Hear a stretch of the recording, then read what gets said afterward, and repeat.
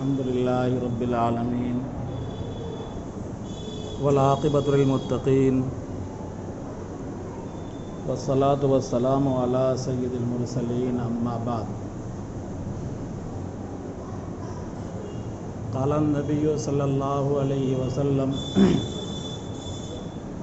الدین النصیحہ او کما قال علیہ الصلاۃ والسلام۔ محترم بزرگوں، عزیز ساتھیوں، کچھ مختصر باتیں انشاءاللہ آپ حضرات کی خدمت میں پیش کی جائیں گی۔ موجودہ حالات کے تناظر میں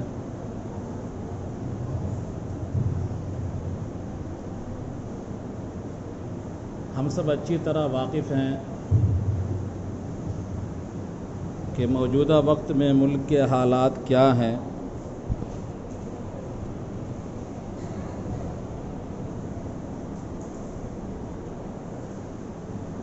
ہمیں کیا کرنا ہے، کیا کرنا چاہیے۔ بات شروع کرنے سے پہلے ہم کو یہ سمجھ لینا چاہیے کہ وعظ اور تقریر اور نصیحت کو جس طرح خیر خواہی کے جذبے سے بیان کیا جاتا ہے، اسی طرح خیر خواہی کے جذبے سے اور عمل کے جذبے سے سننا بھی چاہیے۔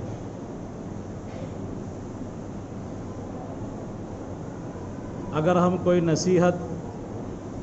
یا کوئی تقریر یا کوئی وعظ عمل کی نیت سے نہیں سنیں گے، نمبر دینے کے نیت سے ہم سنیں گے، تو ہماری زبان اس وعظ اور نصیحت کے خلاف یا اس وعظ اور نصیحت کرنے والے کے خلاف کھلے گی، اور عمل کے بجائے، تعمیر کے بجائے ہم تنقید میں لگ جائیں گے۔ اسی لیے کہیں بھی کوئی نصیحت کی بات بیان کی جائے، کوئی وعظ اور تقریر کی جائے، تو عمل کے جذبے سے ہم سب کو سننا چاہیے۔ جب ہمارا جذبہ عمل کا رہے گا تو تقریر اور وعظ کرنے والا کوئی بھی ہو، ہم اس کے کلام کو دیکھیں گے اور عمل کرنے کی نیت سے، عمل کرنے کے جذبے سے سنیں گے، ہماری زبان بند رہے گی۔ میرے محترم بزرگوں اور دوستو، ہم اور آپ کسان لوگ ہیں، کھیتی گرہستی سے ہمارا رشتہ ہے۔ ہم ہر سال کھیتیاں کرتے ہیں، چھوٹے چھوٹے پودوں کو اپنے کھیتوں میں لگاتے ہیں، اور لگانے کے بعد ہم جائزہ لیتے ہیں کہ پودے چل رہے ہیں کہ نہیں چل رہے ہیں۔ جو پودے مرجھا جاتے ہیں، سوکھ جاتے ہیں، ان پودوں کو ہم ہٹا دیتے ہیں، اس کی جگہ دوسرے پودوں کو ہم ڈال دیتے ہیں۔ اس سے پتہ چلتا ہے کہ جس پودے کے اندر آگے بڑھنے کی توانائی ختم ہو جاتی ہے، جو پودے اپنی فطرت سے ہٹ جاتے ہیں، سوکھ جاتے ہیں، دنیا میں اس کی کوئی قدر و قیمت نہیں ہوتی، بلکہ ایک عام کسان بھی ان پودوں کو کھیت سے ہٹا کر دوسرے پودوں کو لا دیتا ہے، اس کی جگہ ڈال دیتا ہے۔ یہی حال انفرادی زندگی کا بھی ہے اور یہی حال اجتماعی زندگی کا بھی ہے۔ قوموں کے عروج و زوال کی تاریخ جب آپ پڑھیں گے تو آپ کو اس کے پیچھے یہی فارمولہ نظر آئے گا۔ جو قومیں زندگی کا ثبوت پیش کرتی ہیں اور جن قوموں کے اندر زندگی کی حرارت رہتی ہے، وہ قومیں مر کر کے، پٹ کر کے، مار کھا کر کے بھی وہ آگے بڑھ جاتی ہیں، اپنا راستہ نکال لیتی ہیں۔ لیکن جو قومیں اپنی صلاحیت کو ضائع کر دیتی ہیں، برباد کر دیتی ہیں، اپنی فطرت سے ہٹ جاتی ہیں، گویا کہ ان کے اندر زندگی کا شعور بھی ختم ہو جاتا ہے، ادراک بھی ختم ہو جاتا ہے، تو وہ قوم تاریخ کا حصہ بن جاتی ہیں، ماضی کا حصہ بن جاتی ہیں۔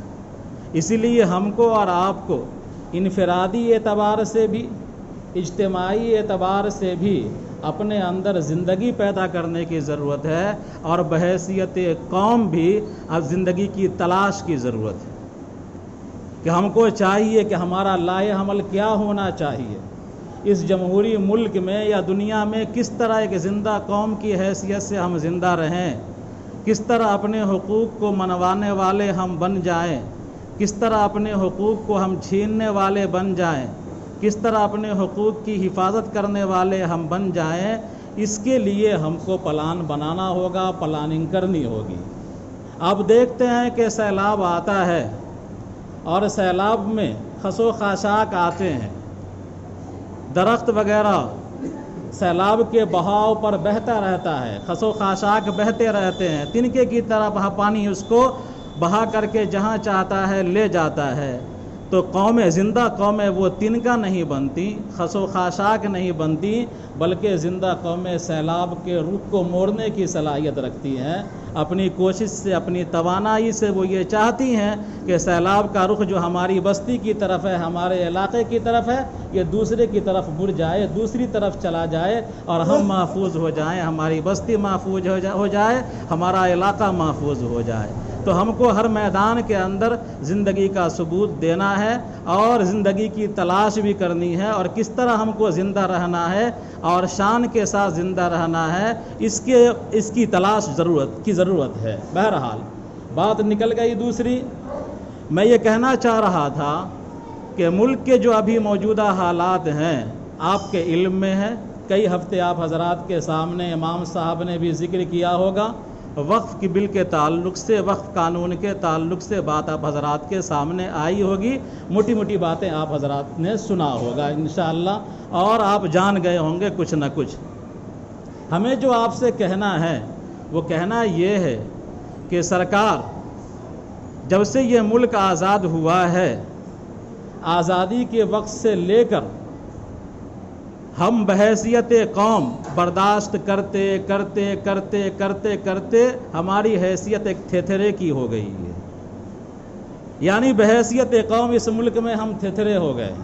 اور پوری دنیا کے اندر بھی ہم تھیتھرے ہو گئے ہیں، مار کھا رہے ہیں، پٹ رہے ہیں، لیکن کبھی ہمارے اندر یہ صلاحیت اور یہ جذبہ پیدا نہیں ہوتا کہ ہم کیوں مار کھا رہے ہیں، وجہ اس کی کیا ہے، جو کمیاں ہیں اس کو ہم سدھار کیوں نہیں رہے ہیں، اور کیسے ہم اپنا ڈیفنس کریں، کیسے اپنا دفاع کریں، یہ صلاحیت ہمارے اندر اب تک پیدا نہیں ہوئی ہے۔ 250 سال ہوا، 250 سال پہلے اس ملک کے پورے خطے پر ہماری حکمرانی تھی۔ 800 سال تک جس قوم نے اس ملک پر حکمرانی کی ہے، جس قوم نے 800 سال تک اس ملک کے چپے چپے پر قبضہ رکھا ہے، اور اسی قوم کا حال یہ ہے کہ ایک چھوٹا بچہ بھی، غور کرنے کی بات ہے کہ ایک چھوٹے بچے کے ہاتھ سے اگر آپ چاکلیٹ چھین لیتے ہیں تو وہ بچہ روتا ہے، چلاتا ہے، جھنجھلاتا ہے، بسا اوقات گالیاں دیتا ہے، بسا اوقات گٹی چلاتا ہے، بسا اوقات تھپڑ مارنے کی کوشش کرتا ہے، اور پھر ایک چاکلیٹ چھیننے کی وجہ سے بھی اس چھوٹے بچے کے آنسو تھمتے نہیں ہیں، اور وہ یہ کوشش کرتا ہے کہ ہمارا چاکلیٹ ہم کو واپس مل جائے۔ ہے کہ نہیں ایسا؟ یقیناً ایسا ہے، اور ہمارے اور آپ کے اندر بھی یہ جذبہ رہا ہوگا۔ بچپن میں بھی اگر ہم سے کوئی ادنا سامان بھی کوئی چھین لیا ہوگا تو ہم نے کوشش کی ہوگی کہ پوری توانائی کے ساتھ ہم اپنا سامان واپس لے لیں، یہ جذبہ رہا ہوگا۔ اتنا بڑا رقبہ، اتنا بڑا ملک ہم سے انگریزوں نے چھین لیا، لیکن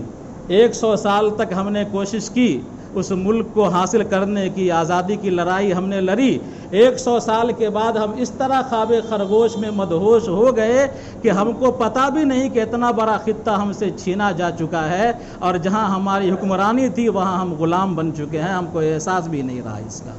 بہرحال تو اتنا بڑا ملک ہم سے چھینا گیا، لیکن آج تک اس ملک کو حاصل کرنے کی ہم نے کبھی کوئی کوشش نہیں کی، اجتماعی طور پر بحیثیت قوم ہم نے کوشش نہیں کی۔ ملک آزاد ہوا آزاد ہونے کے بعد سب سے پہلا حملہ جو ہم پر کیا گیا ہمارے برادران کی طرف سے، وہ پہلا حملہ یہی ہوا کہ ہماری زبان اردو تھی، اردو بولنے والے لوگ تھے اور اردو سرکار کی زبان تھی۔ ان لوگوں نے بڑی چالاکی سے منصوبہ بنا کر کے اور ہم سے اردو زبان کو چھین لیا گیا اور سرکاری زبان ہندی قرار پائی، اور سرکاری زبان کو ہندی قرار دینے میں اس شخص نے اہم رول ادا کیا جس شخص کی تعلیم ایک میاں جی کے پاس سے ہوئی تھی، جس شخص کی ابتدائی تعلیم اردو میں ہوئی تھی، اسی نے اپنا ووٹ دے کر کے اردو کو غیر سرکاری قرار دیا اور ہندی کو سرکاری زبان کا مانتا دلوایا اس شخص نے۔ بہرحال تو ہم پر یہ پہلا حملہ ہوا، ہم نے اس کا کوئی نوٹس نہیں لیا، کوئی جواب نہیں دیا اور ہم بس صرف سہ لیے۔ اس کے بعد پھر ملک آزاد ہونے کے بعد ہم پر پے بپے حملے ہوتے رہے، فسادات کی شکلوں میں، انیک شکلوں میں حملے ہوتے رہے۔ قانون کے ذریعے سے بھی ہم پر حملہ ہوا، شاہ بانوں کا معاملہ آیا، سپریم کورٹ نے شاہ بانوں کے مسئلے میں شریعت کے خلاف فیصلہ دیا، اور فیصلہ یہ تھا کہ جو مسلم مطلقہ ہو جائے اس کو تا حیات نان و نفقہ دیا جائے۔ اس وقت ہمارے اکابرین نے اس خطرے کو بھاپا اور تحریک چلائی، اور ہماری حیثیت کچھ ایسی تھی کہ ہماری بات سنی جانے کے لائق تھی، اور ہم نے سپریم کورٹ کے اس فیصلے کو بدلوایا اور ملک کے پارلیمنٹ سے منظور کروایا ایکٹ کو، اور سپریم کورٹ کے فیصلے کو کالعدم قرار دے دیا گیا۔ شابانوں کا مسئلہ ہے، اس کے نتیجے میں مسلم پرسنل لا بورڈ کا قیام عمل میں آیا تھا۔ تاریخ پڑھنے والے اور تاریخ سے واقفیت رکھنے والے حضرات اچھی طرح جانتے ہیں۔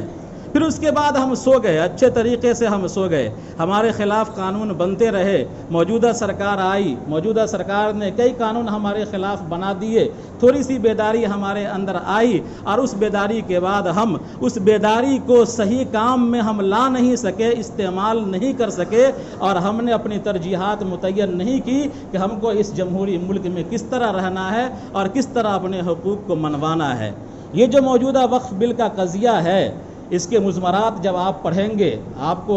واقفیت ہو گئی ہوگی۔ اس کے جو مضمرات کا جب جائزہ لیں گے، اس بل کو آپ پڑھیں گے، اردو کے اندر بھی دستیاب ہے، ہندی کے اندر بھی دستیاب ہے۔ جب آپ پڑھیں گے اس کو تو آپ کو پتہ چلے گا کہ سرکار کی منشا یہی ہے کہ جس طرح اس ملک کو آپ سے چھینا گیا، اسی طرح آپ کی آباء و اجداد کی پراپرٹیوں کو آپ سے چھین لیا جائے، اور آپ اف تک نہ کہہ سکیں، افسوس تک نہ کہہ سکیں، اور آپ کہیں عدالت کی زنجیر بھی نہ ہلا سکیں، اور آپ بالکل گلا گھوٹے ہوئے شخص کی طرح منہ بند کر کے رہ جائیں۔ سرکار کا منشا صرف یہی ہے کہ آپ کی جائیداد کو آپ سے چھین لیا جائے اور محروم کر دیا جائے۔ 40 ترامیم کی گئی ہیں، ان ترامیم میں سے جو خطرناک ترامیم ہیں وہ یہ ہے کہ اس ابھی جو موجودہ وقف بورڈ ہے اور وقف کا جو نظام چل رہا ہے، نیچے سے لے کر اوپر تک مسلمان اس نظام کو چلا رہے ہیں۔ ہاں، کرپشن ہے، کوتاہیاں ہیں، کمیاں ہیں اور دلالیاں ہیں اپنی جگہ پر، کمیاں کوتاہیاں اپنی جگہ پر، لیکن ان کمیوں کوتاہیوں کی اصلاح کی بنیاد پر اگر اس کو دفن ہی کر دیا جائے، اس کو ختم ہی کر دیا جائے، تو ظاہر سی بات ہے کہ یہ ناانصافی ہے۔ کمیوں کوتاہیوں کو ہم سدھاریں گے انشاءاللہ، یہ ہمارا مسئلہ ہے، ہمارا اندرونی معاملہ ہے، ہم اس کو سدھاریں گے۔ سرکار نے جو بل متعارف کروایا، پارلیمنٹ میں پیش کیا گیا، جو جے پی سی میں ابھی پڑا ہوا ہے، تو اس میں جو ترامیم ہیں، ایک ترمیم یہ ہے کہ ابھی جو ریاستی وقف بورڈ ہے یا مرکزی وقف بورڈ ہے، اس کے تمام عہدیداران اور اراکین مسلمان ہیں یا شیعہ ہیں، جن کو سرکار کی نگاہ میں مسلمان مانا جاتا ہے۔ سرکار نے یہ کیا ہے کہ اس نے یہ اختیار دیا ہے، اختیار لیا ہے کہ صوبائی سطح پر ہو یا مرکزی سطح پر ہو، یعنی دلی کا وقف بورڈ ہو یا بہار پٹنہ کا وقف بورڈ ہو یا یو پی کا وقف بورڈ ہو، مدھیہ پردیش کا وقف بورڈ ہو، جو بھی وقف بورڈ ہو، وقف کی کمیٹی ہو، اس کمیٹی میں غیر مسلم اراکین بھی شامل ہو سکتے ہیں، اور اراکین شامل ہی نہیں بلکہ ان اراکین میں چیف ایگزیکٹو بھی ہو سکتے ہیں، سی ای او بھی بن سکتے ہیں۔ اب ظاہر سی بات ہے کہ جب ہمارے ادارے میں، ہمارے گھر میں، یہ ایک طرح سے وقف کا معاملہ ایسے ہی ہے جیسے کہ ہمارے گھر کا معاملہ ہے،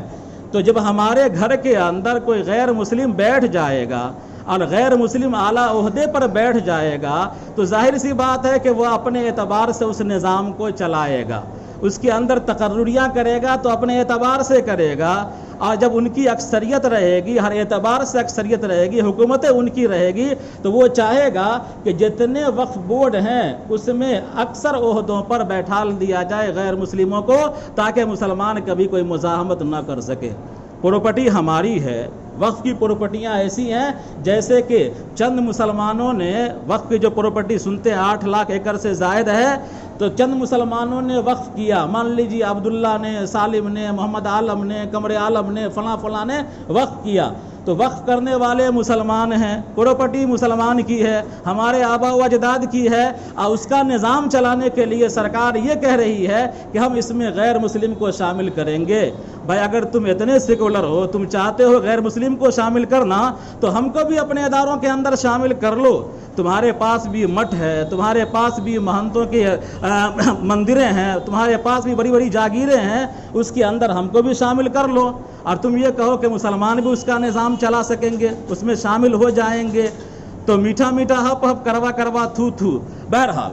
تو یہ چاہتے ہیں کہ غیر مسلم افسران کا تعین کر دیں، اراکین کے اندر غیر مسلم آ جائیں۔ جب غیر مسلم ہمارے وقف کے اراکین بن جائیں گے، ایگزیکٹو افسر بن جائیں گے، سی او بن جائیں گے، اپنے اعتبار سے وہ نظام چلائیں گے۔ ایک دوسرا ہے کہ وقف جو ہوتا ہے تو واقف اگر کوئی شرط لگا دیتا ہے، مان لیجئے کہ ایک عبداللہ نامی ایک شخص نے وقف کیا کوئی چیز، اور اس نے یہ شرط لگا دیا کہ میں نے یہ زمین وقف کی ہے اور اس پر مدرسہ چلایا جائے گا، تو اب تا قیامت وہ زمین وقف ہو جائے گی اور مدرسہ ہی چلایا جائے گا، اس پر مسجد بنانا درست نہ ہوگا، قبرستان بنانا درست نہ ہوگا، اس لیے کہ فقہا نے صراحتاً لکھ دیا ہے اپنی کتابوں کے اندر کہ واقف کی جو شرط ہوتی ہے وہ نص ہوتی ہے، یعنی جس طرح کتاب اللہ کی آیات ہیں اس کو کوئی رد و بدل نہیں کر سکتا، جس طرح احادیث ہیں اس کو کوئی رد و بدل نہیں کر سکتا، اسی طرح وقف کرنے والے نے اگر شرط کے ساتھ وقف کر دیا کہ میں نے یہ زمین وقف کی ہے مدرسے کے لیے، تو اس کی شرط جو ہے یہ قرآن کے درجے میں ہے، احادیث کے درجے میں ہے، کسی کو یہ حق نہیں ہے کہ اس شرط میں ترمیم کرے، حتیٰ کہ اس کا وارث کیوں نہ ہو، اس کا بیٹا کیوں نہ ہو، وہ بھی اپنے وقف کرنے والے والد کے شرائط میں کوئی ترمیم نہیں کر سکتا۔ سرکار نے جو وقف کا قانون لایا ہے اس میں سرکار یہ کہتی ہے کہ ہم وقف کے نظام کو اپنے اعتبار سے چلائیں گے، وقف کی پراپرٹی کو ہم اپنے اعتبار سے استعمال کریں گے، ہم جہاں چاہیں گے جیسے چاہیں گے استعمال کریں گے، زمین ہماری، ہمارے آبا و اجداد کی زمین، اور تم کہتے ہو کہ اپنے اعتبار سے ہم چلائیں گے، پھر ہمارا قرآن و حدیث جو ہے جس میں کہا گیا ہے کہ واقف کی شرط قرآن کے درجے میں ہے، حدیث کے درجے میں ہے، اس کا کیا ہوگا؟ تو کیا یہ ہمارے دین کے اندر مداخلت نہیں ہے؟ کیا ہمارے شریعت کے اندر مداخلت نہیں ہے؟ تو سرکار گھسپیٹ بھی کرنا چاہتی ہے ہماری شریعت کے اندر۔ اسی طرح سرکار ترمیم کے ذریعے یہ کہنا چاہتی ہے، یہ کہہ رہی ہے کہ کوئی آدمی، وہی آدمی وقف کر سکتا ہے جو آدمی 5 سال تک مذہب اسلام پر عمل پیرا رہا ہے، اگر 5 سال سے 1 دن بھی کم وہ مذہب اسلام پر عمل پیرا ہو، اگر وہ وقف کرنا چاہے تو اس کا وقف کالعدم ہوگا، اس کے وقف انویلڈ ہوگا، اس کا کوئی ویلیو نہ ہوگا۔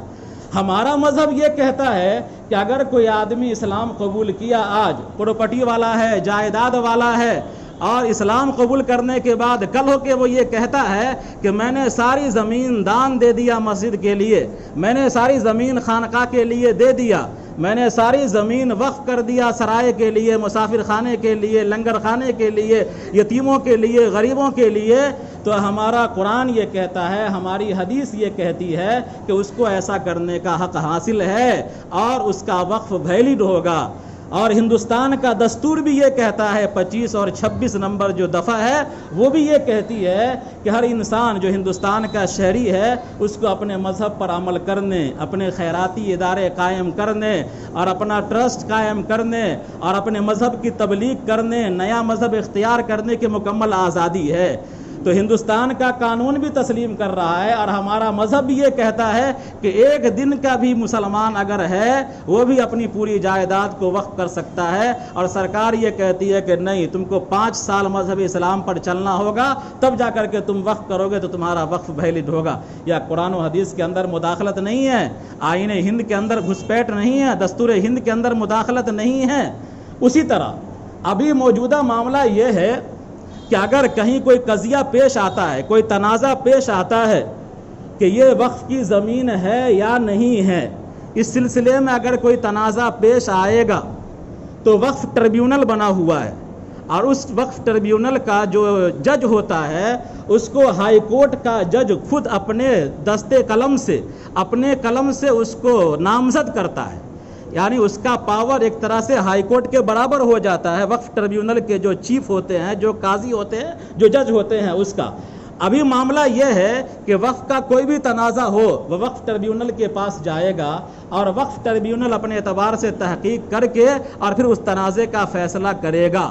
سرکار یہ کہہ رہی ہے کہ وقف ٹریبیونل کا اختیار ہم ختم کر دیں گے، یعنی اس کی کوئی حیثیت نہیں ہوگی، بلکہ تنازع کی صورت میں فیصلے کا اختیار ضلع کا جو اعلیٰ ادھیکاری ہے، ضلع کا جو ذمہ دار ہے، ڈی ایم مجسٹریٹ، اس کو یہ حق حاصل ہوگا کہ وہ تنازع کا فیصلہ کرے۔ اب ذرا غور کیجئے کہ ابھی وقف ٹریبیونل ہمارا آزاد ہے تو وہ سرکار کے خلاف فیصلہ لے ہی نہیں پاتا ہے، تو بھلا ایک ڈی ایم،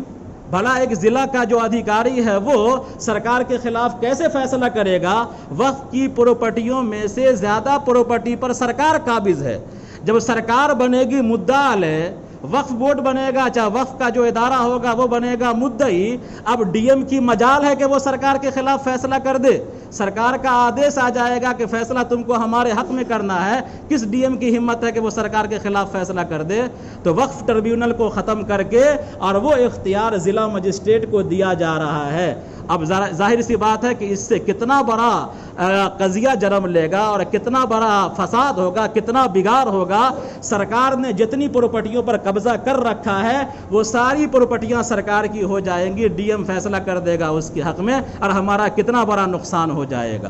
اسی طرح سرکار یہ کہتی ہے کہ اگر کوئی آدمی منہ زبانی وقف کر دیا، یعنی 2 آدمی کو بلایا، 2 گواہ کو، اور اس نے کہہ دیا کہ فلاں جگہ میری زمین ہے، میں نے وہ زمین مسجد کو دے دیا، مدرسے کو دے دیا، تو شریعت کی نگاہ میں اس کا یہ وقف کیا ہوا ویلڈ ہے، یعنی وہ لیگل ہے، قانونی ہے، شریعت اس کو مانتی ہے۔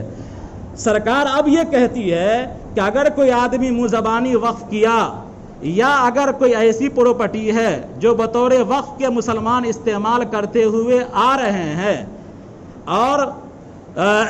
مسلمان استعمال کرتے ہوئے آ رہے ہیں اور وہ رجسٹرڈ نہیں ہے، واقف نے رجسٹری نہیں کروایا، کشن پور جا کر کے یا سمستی پور پٹنہ جا کر کے اس نے رجسٹری نہیں کروایا، مزبانی وقف کر دیا، یا کوئی ایسی زمین ہے جو وقف کے طور پر استعمال ہوتی چلی آ رہی ہے لیکن اس کا ریکارڈ موجود نہیں ہے، سرکار کی نگاہ میں وہ زمین یا وہ جگہ وقف نہیں کہلائے گی۔ اب بتائیے، اس ہندوستان کے اندر ہزاروں سال سے مسلمان ہیں اور مسلمان وقف کرتے ہوئے آ رہے ہیں، مسلمانوں نے وقف کو اسی طرح اہمیت دیا ہے جس طرح روزہ، نماز اور دیگر عبادات کو اہمیت دیتے ہیں، یوں ہی 8 لاکھ ایکڑ سے زیادہ زمین وقف نہیں کیا ہے ہمارے آبا و اجداد نے۔ اب وہ 500 سال 600 سال پہلے کی جو زمینیں وقف ہیں، جو مسجد کے طور پر استعمال ہو رہی ہے، خانقاہ کے طور پر استعمال ہو رہی ہے، مسافر خانے کے طور پر استعمال ہو رہی ہے، ہاسٹل کے طور پر استعمال ہو رہی ہے،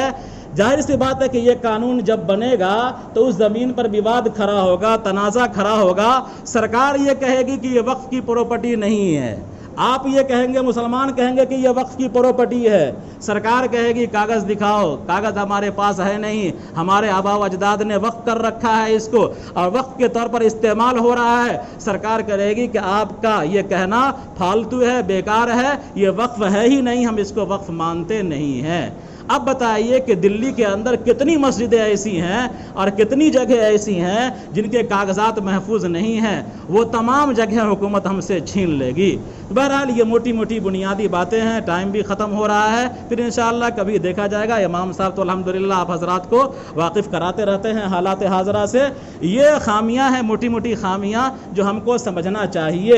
اور اس پر احتجاج کرنا چاہیے، اپنی بساط پر کوشش کرنا چاہیے۔ اور میں پہلے بات کہا ہوں کہ جو قومیں زندگی کے شعور کو ختم کر دیتی ہیں، زندگی کا ادراک ان کے اندر نہیں ہوتا، وہ قوم ماضی کا حصہ بن جاتی ہیں۔ تو ہم کو ماضی کا حصہ نہیں بننا ہے، بلکہ ہم کو اسی ہندوستان کے اندر باوقار حیثیت سے زندہ رہنا ہے۔ ذرا غور کیجئے، 1-2 منٹ اور لے لیں گے آپ حضرات کا، ذرا غور کیجئے کہ ہندوستان میں جمہوریت کے 4 ستون ہیں۔ ایک ستون کہلاتا ہے مقننہ، جہاں قانون بنتا ہے، پارلیمنٹ، ایوان۔ ایک کہلاتا ہے عدلیہ، جو عدالتیں ہیں۔ ایک کہلاتا ہے انتظامیہ، جو ایڈمنسٹریشن جس کو کہتے ہیں آپ، اور ایک کہلاتا ہے صحافت، جس کو میڈیا کہتے ہیں آپ۔ جمہوریت کے ان 4 ستونوں میں آپ ذرا دامن گریبان کو جھانک کر کے دیکھیے اور ٹھنڈے دل سے ذرا سر جھکا کر کے سوچئے، کیا مقننہ کے اندر آپ کی نمائندگی ہے؟ نہیں ہے۔ عدلیہ کے اندر آپ کی نمائندگی ہے؟ نہیں ہے۔ اسی طرح صحافت کے اندر، میڈیا کے اندر آپ کی نمائندگی ہے؟ نہیں ہے۔ انتظامیہ کے اندر آپ کی نمائندگی ہے؟ نہیں ہے۔ جمہوریت کے جو 4 ستون ہیں، ان 4 ستون میں ملک کی دوسری بڑی آبادی کی نمائندگی 0 کے درجے میں ہے، معمولی ہے۔ ظاہر سی بات ہے کہ جب نمائندگی کی جگہوں پر ہماری نمائندگی نہیں ہوں گی تو کیا جبرائیل علیہ السلام آ کر کے نمائندگی کریں گے؟ ہرگز نہیں۔ نمائندگی ہم کو کرنی ہے، ہم کو آگے بڑھنا ہے۔ جمہوریت میں کیسے جئیں گے ہم کو سیکھنا ہے، ہم کو آگے بڑھنا ہے۔ اسی طرح حکومت کے اندر جو وزارتیں ہوتی ہیں، ان وزارتوں کے اندر 90 وزارت تقریباً بنائی جاتی ہیں عام طور پر۔ سینٹرل سرکار ہو یا صوبائی سرکار ہو، 70، 80، 85، 90 کے قریب تک وزارتیں بنائی جاتی ہیں۔ ان تمام وزارتوں کا جائزہ لے لیجئے، کیا کوئی وزارت ایسی ہے جس کے اندر ملک کی جو اقلیت ہے، دوسری بڑی اکثریت ہے، اس کی نمائندگی کما حقہ ہے؟ ہرگز نہیں ہے۔ ملک کے جو شعبے ہیں، چاہے وہ دفاع کا شعبہ ہو، فائنانس کا شعبہ ہو، کوئی بھی شعبہ ملک کا آپ اٹھا کر کے دیکھ لیجئے، کیا آپ کی نمائندگی اس شعبے میں ایسی ہے کہ آپ اس شعبے سے اگر ہٹ جائیں تو وہ شعبہ دھڑام سے گر جائے؟ ایسا نہیں ہے۔ نہ آپ فائنانس کے اندر اقتصادی طور پر اتنے مضبوط ہیں کہ اپنا پیسہ آپ نکال لیجئے تو ملک کنگال ہو جائے، نہ فوجیوں کے اندر آپ کی تعداد اتنی ہے کہ آپ کے فوجی استعفیٰ دے دے تو ملک بیٹھ جائے۔ کسی بھی شعبے کے اندر ملک آپ کا محتاج نہیں ہے۔ آپ کو آگے بڑھ کر کے اپنی صلاحیت سے، اپنی تعلیم کے ذریعے، اپنی لیاقت کے ذریعے، اپنی قابلیت کے ذریعے ایسا بننا ہوگا کہ ملک ہمارا محتاج ہو جائے، کہ اس شعبے سے اگر ہم ہٹ جاتے ہیں تو ملک گر جائے، ملک دھرام سے چلا جائے نیچے۔ ایسا بننا ہوگا، تب آ کر کے کسی جمہوری ملک میں آپ زندہ رہ سکتے ہیں۔ اللہ تبارک و تعالی ہم سب کو کہنے سننے سے زیادہ عمل کی